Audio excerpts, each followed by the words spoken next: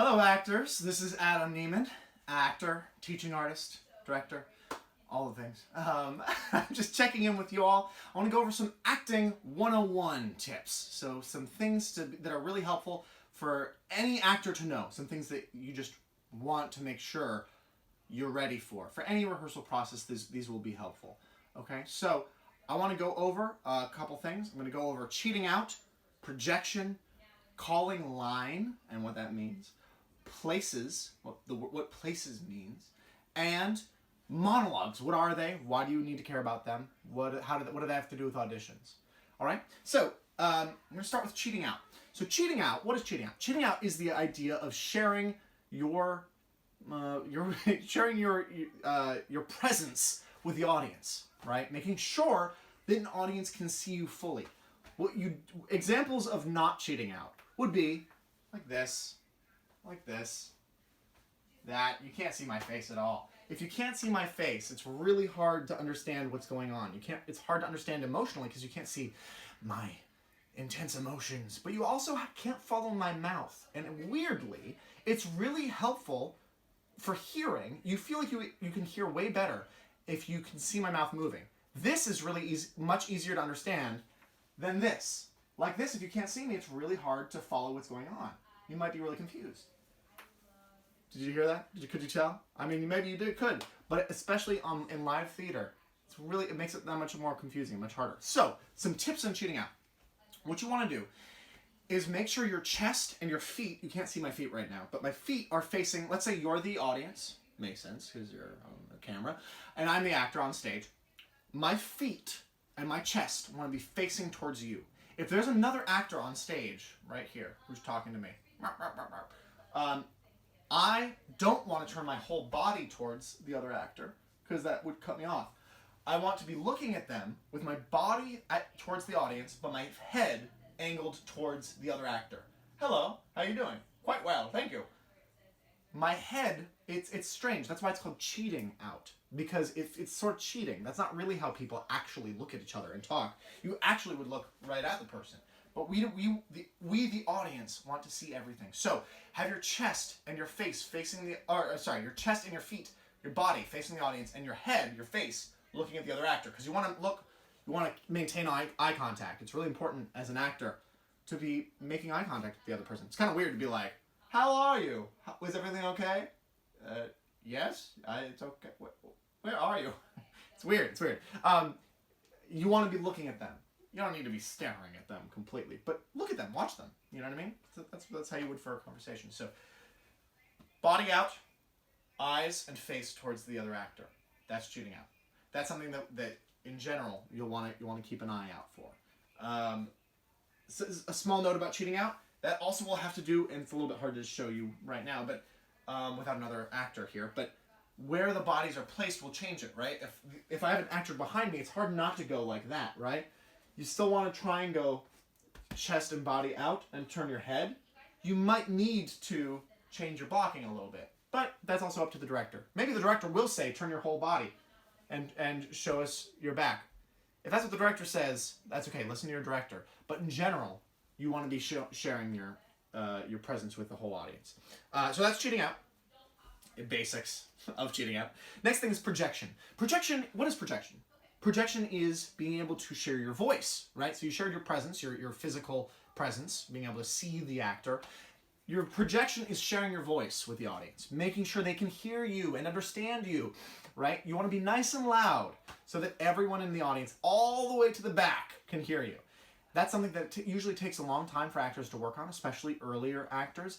And honestly, even as you keep going, it can still be a hard thing to remember because you want to be focused on different elements, but projection, you want to make sure that they can hear you, because if they can't hear you, it's hard to enjoy the play. You know? Projection, just a few things about projection. Make sure you're using your diaphragm. If you don't know what I mean by that, that's okay.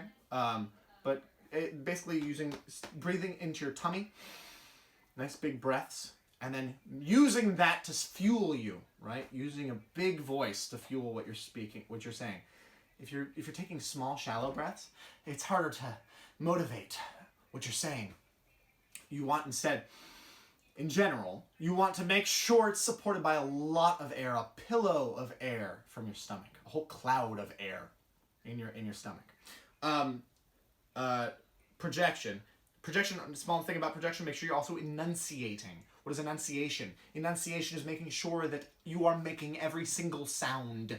This is why we do vocal warm-ups. Things like Peter Piper picked a peck of pickled peppers, right? We say that to make sure we get every sound, because you want to get every sound, right? You don't want to just be like, so Peter Piper picked a peck of pickled peppers. Even if you're loud but you're not enunciating, Peter Piper picked a peck of pickled peppers. Can't understand what's going on, right? You want to enunciate and project, okay? So, projection, enunciation, calling, cheating out, and projection, which also has enunciation. Next thing, calling line. So what is calling line for an actor? As an actor, you are expected to memorize a lot of your lines, right? You are expected to memorize all of your lines, I should say. 100% of your lines. But while you're rehearsing, you'll be in the room with your director and maybe a stage manager, someone who's helping organize things, and maybe they'll be on book.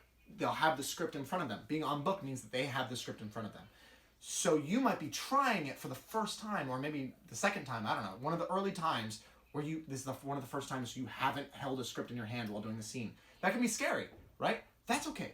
It's okay. It's very natural to be nervous for your first time being off book. What's important to remember is everyone in the room is working with you. They want you to succeed. They're there to support you, right? So, first off, take a deep breath. Don't worry, it's all good if that's where you're at. However, you're gonna go through it. You're gonna do it, and even if you make a mistake, you might make a mistake. You probably will make a mistake. That's okay. If you're on book, there's a saving net, a safety net that can catch you. And that is saying line. If you say line while you're in the middle of a scene and you're still rehearsing, someone has the script in front of them, like your director maybe, or a stage manager. If you say line, they will say the words in the script. It might take them a second to find it if they're paying attention to the scene. But they will say your next line.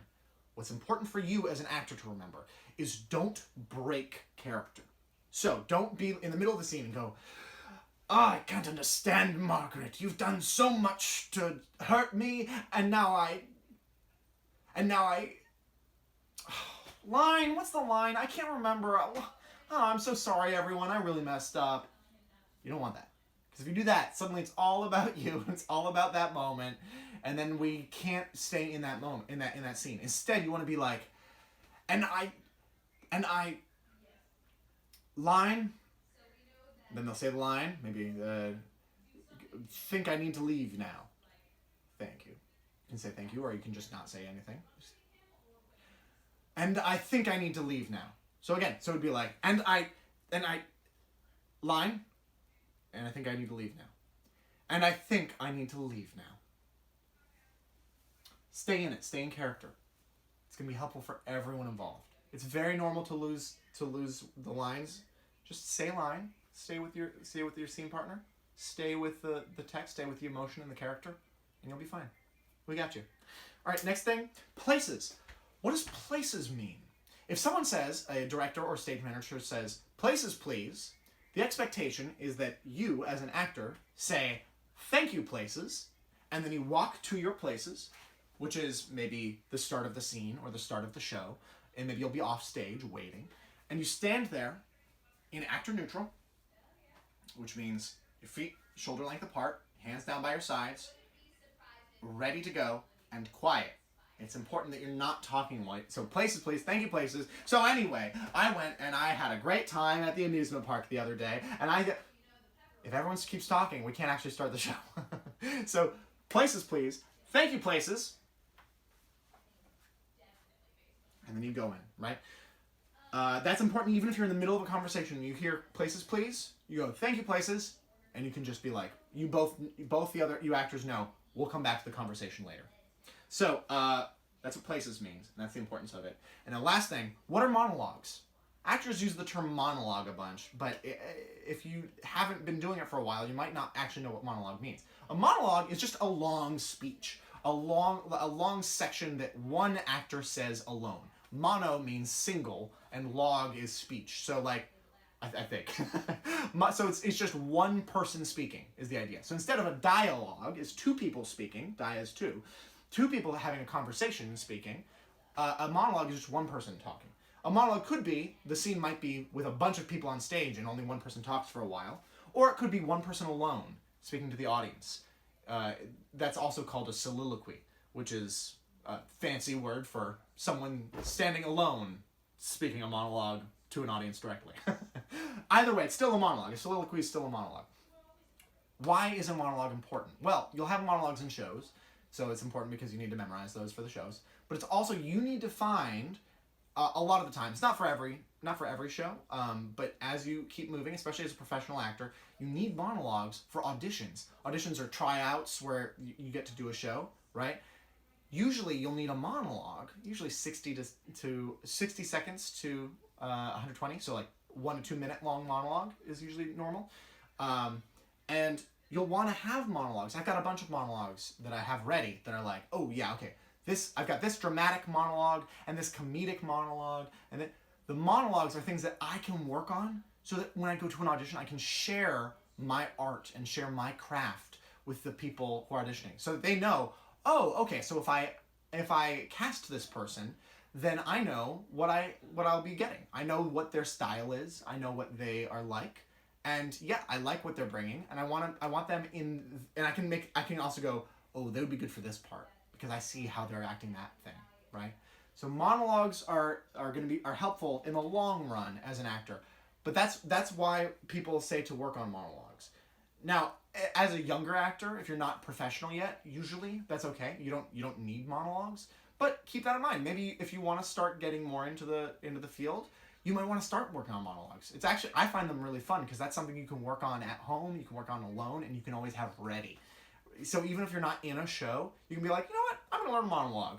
And you can look them up. So that's what a monologue is. That's why they're important. And they're important for auditions for that reason. So I hope this has been helpful. We've covered monologue, places, what places means. I'm going backwards now. We've covered calling line, what that means, projection, and the first thing was cheating out. I hope you found this really useful, and I'll see you all later. All right, bye y'all.